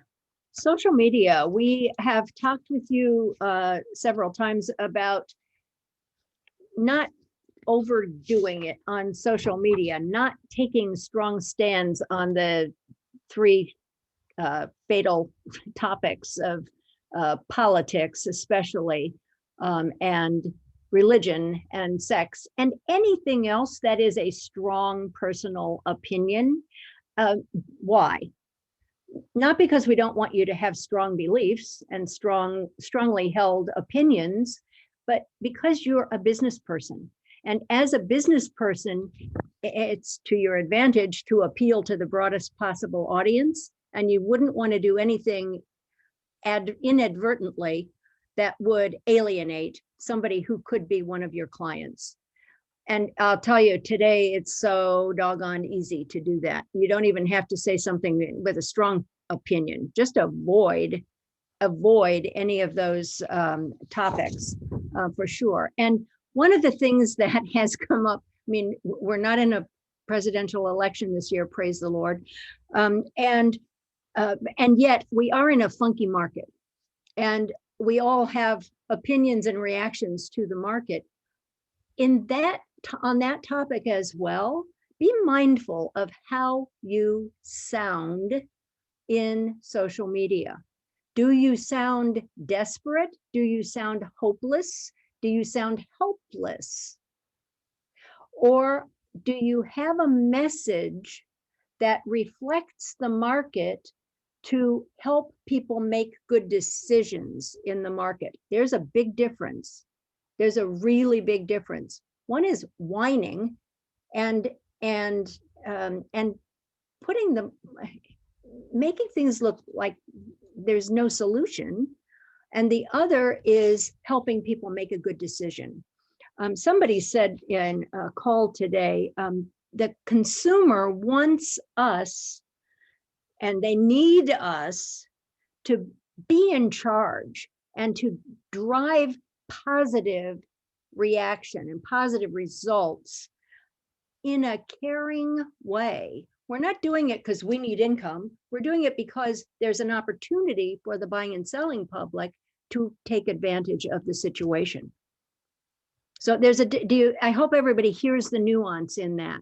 And it's really important right now, not to sound desperate. So in other words, stop telling people how few houses there are out there and how you can't find your buyers anything to buy, because those people are actually your sellers who are reading you say that, and then you wonder why they're not interested in listing their property. That's different than having a Facebook ad that talks about the opportunity that exists for sellers in the market right now, right? Two different ways to accomplish the same,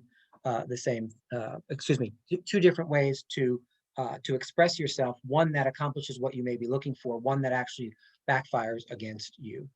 Debbie, talk with us a little bit about specialties in real estate, real quick. Yeah, specialties. We realize that there's plain vanilla real estate, there's plain vanilla residential real estate, and then there are a couple of versions of it. And of course, some of them are short sales.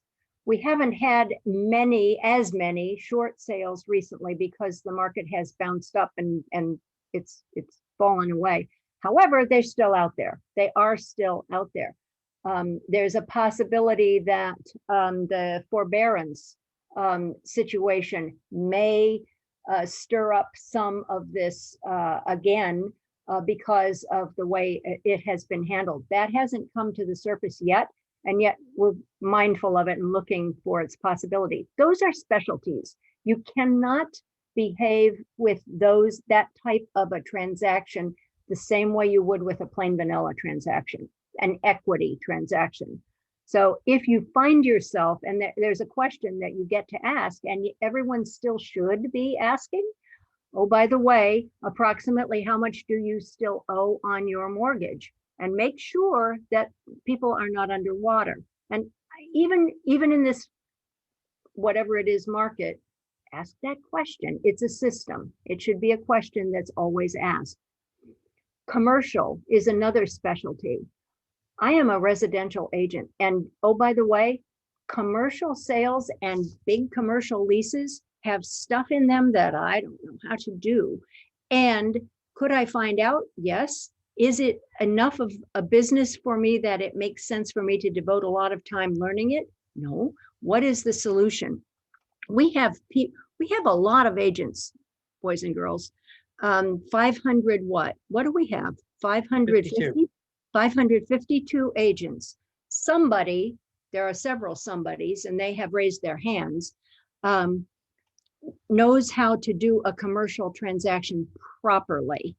The other thing, and so what's your opportunity? Find that person and ask for a referral fee and go sell a residential property. Though it's much, much more productive. The other thing is going outside your territory. And I always use Hamden as the example. I would not go to Hamden to show a house, not because I don't want to drive to Hamden, because I don't know Hamden. And if I'm representing a client, I need to be giving him the best possible service. And I'm not. I wouldn't, because I just don't know it.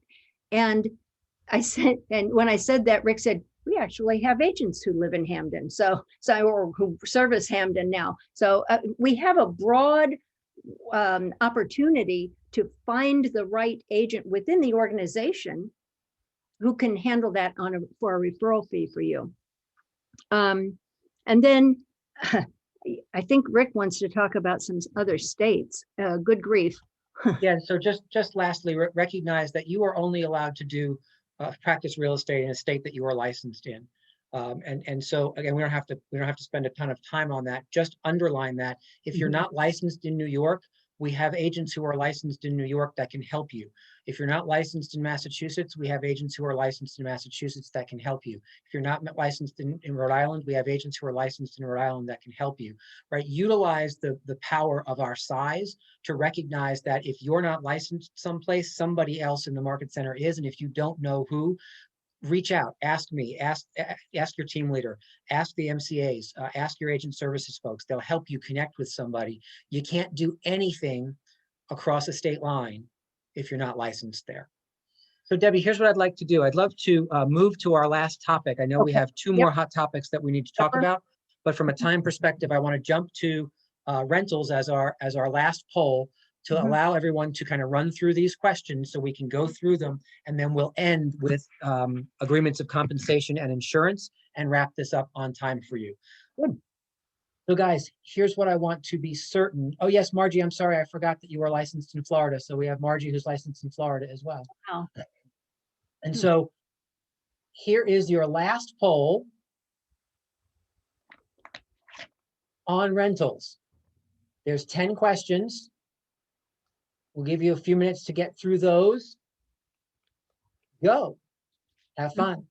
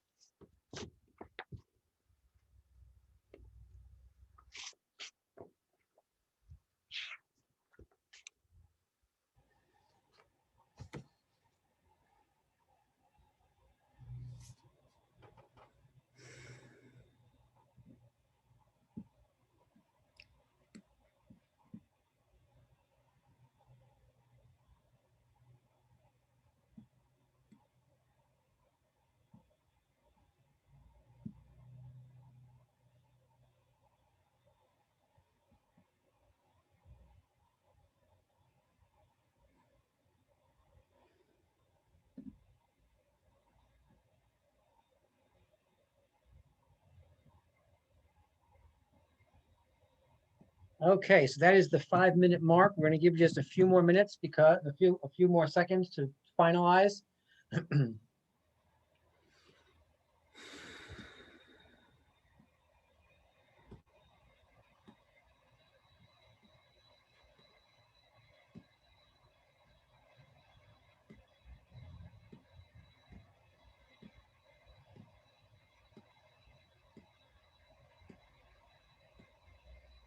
Okay, so even if you're not complete, go ahead and hit submit if it allows you. We'll get those answers that you have in, even if some of them are left out, because we are going to close the poll in 5, 4, 3, 2, and 1.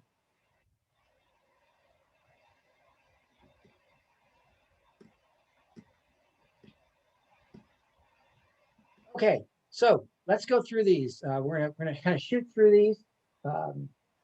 See how well you know your rental stuff.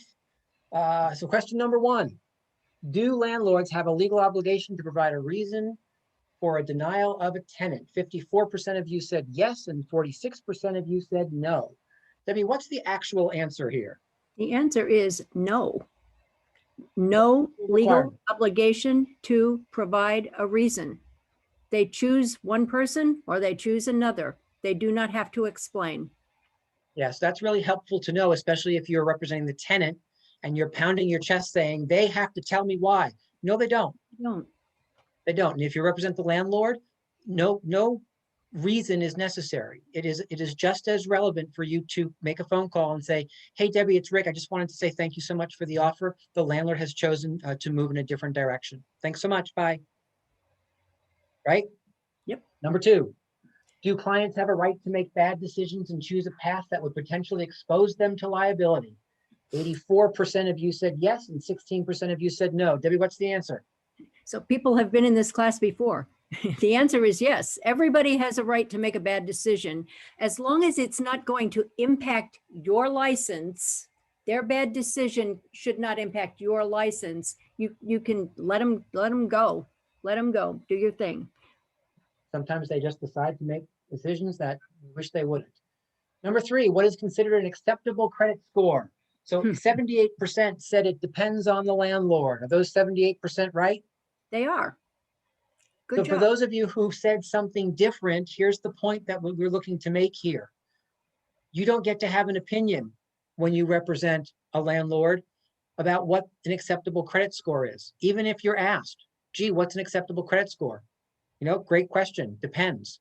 Depends on you, depends on your tax scenario. I would ask your accountant, ask your attorney, right? Unfortunately, that is outside of the scope of what I'm licensed to assist you with. You should probably write that down if you don't know it. That is outside the scope of what I'm licensed to assist you with.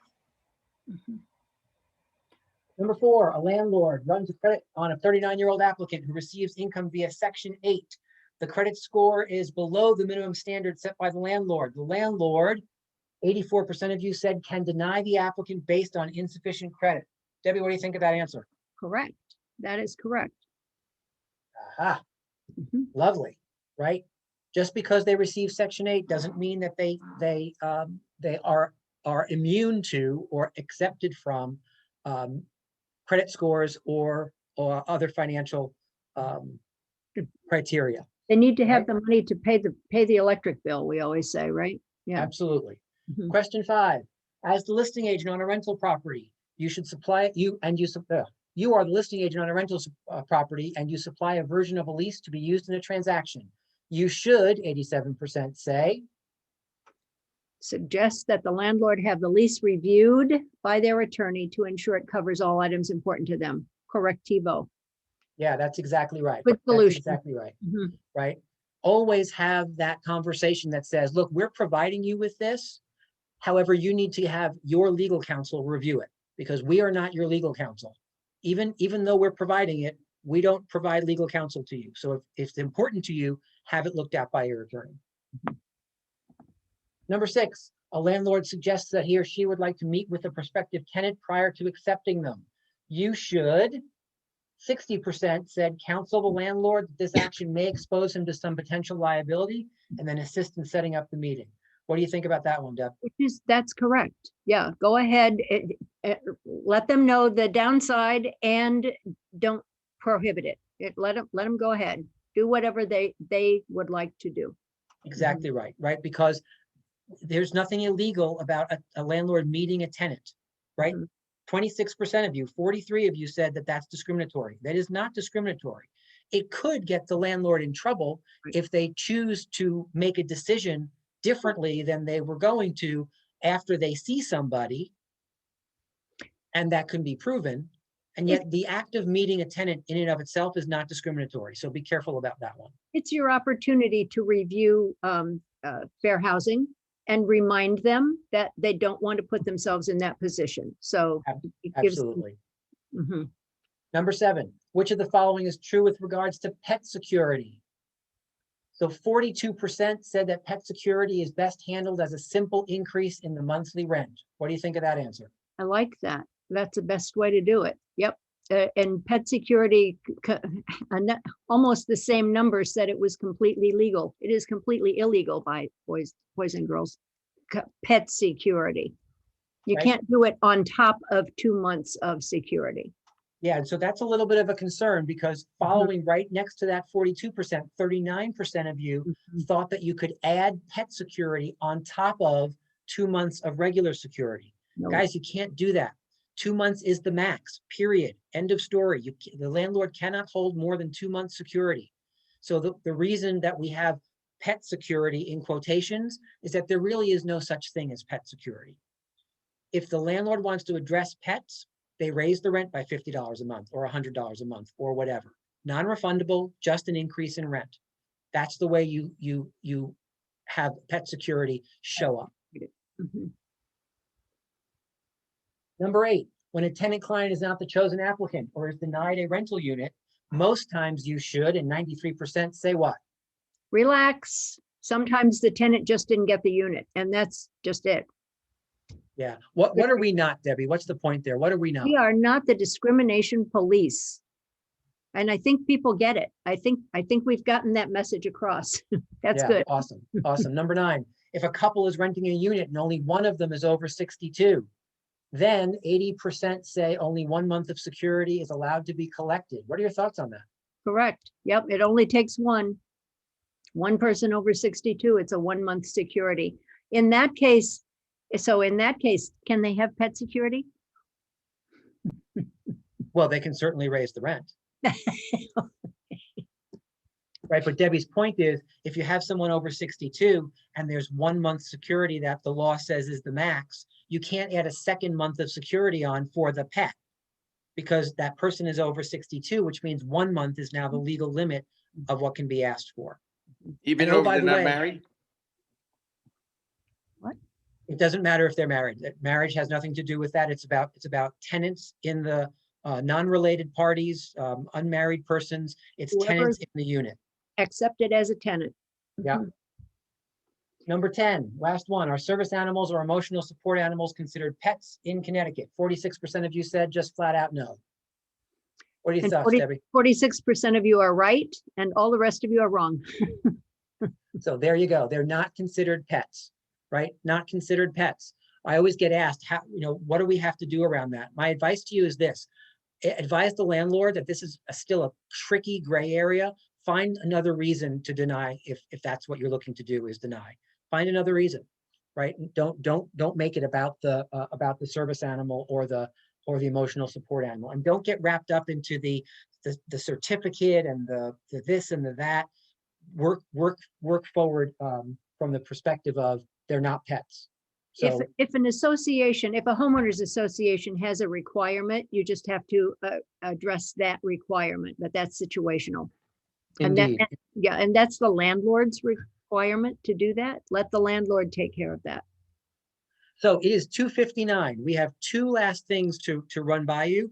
So we're going to be about 3 minutes long. So we apologize for 3 minutes long, and yet bear with us because these last 2 things are crazy important. First and foremost, agreement of compensation. We talked a little bit about this before, but I want to underline it. Guys, unless you're selling a property that is on the MLS and you happen to belong to that MLS, you do not have a guarantee of being paid unless we write and have everyone sign an agreement of compensation. Many of you are far too casual, assuming that someone's going to offer you payment. I don't know about you, but I don't like to assume things when it comes to my income, right? And so what does that mean? We have a situation where somebody's going to rent for a year and then buy the property afterwards. And what you do is make sure that that arrangement is memorialized in the lease. Guys, a lease, as we said before, is a document between a buyer, a tenant and a landlord, and perhaps a buyer and a seller if it goes that far. We're not a party to the lease. Just because it's mentioned in there doesn't give us any recourse in court if someone doesn't voluntarily choose to pay us. And I know that is shocking to many of you because you've been doing it for years. The other issue is if in fact you're selling a property that is not on the MLS, don't assume that someone's going to pay you. You have to have a conversation, and we need to get specifics and write a specific agreement of compensation that the broker on the other side will sign and I will sign on our behalf so that the parties have an agreement, a written agreement that details how you get paid. Please, I beg of you, stop assuming that you're going to get paid, because the only time you can validly assume you're going to get paid is if you sell or lease a property that is on the MLS and you personally belong to that MLS as a member. Then we have an unwritten contract between the parties. Other than that, every other time, you need to get an agreement of compensation. How do you do that? You contact me, we'll talk through the scenario, and I'll custom tailor something for you to have it signed. Debbie, what do you want to talk about in terms of insurance? Just a quickie on insurance. Make sure you have a business umbrella policy. You may have a personal umbrella policy. Get a business umbrella policy for your business, because that's the only way that you can be assured that your business practices are covered. And auto insurance does, we say this every year, does your auto insurance company know that you use your car as a business, for business? You really need to let them know that, just in case something happens. Have we had fender benders with clients in the car? We don't have clients in the car a lot. And yet, even if you have it one time, yeah, you want to make sure you have business auto insurance. Yes. The question we get asked a lot is, well, wait, I thought I paid for E&O insurance. Guys, if you get named personally in a suit, E&O insurance covers the brokerage and your license underneath the brokerage. If you get named personally, E&O doesn't automatically or necessarily cover certain things depending on what you might be personally for. So we do encourage you to go out. It costs like $350 for the entire year. Have a business liability umbrella that covers you personally. Recognize that if you want a name, we'll give you a name. Fabian Durango, one of our partners, does these policies for us all the time. So reach out to him. If you want more information about what I'm talking about, just don't hesitate to reach out to me. Guys, with that, and only 3 minutes late, which is not terribly bad, we so appreciate your time and attention. We absolutely hope that this was helpful to you. We structured it in such a way that we hope to be engaging and somewhat fun, but that you got information that you could then turn around tomorrow and utilize to practice more efficiently, effectively, and with as little risk as possible. And I'm Thank gonna, you so much. let me just add one quickie, which is Ignite as an opportunity and some command sessions to start implementing some of these things to improve, make better your practice, to avoid some of the craziness. Great. Thank you. Thank you, Debbie. Thank you, everybody. Have a great afternoon. We'll see you soon. Thank you.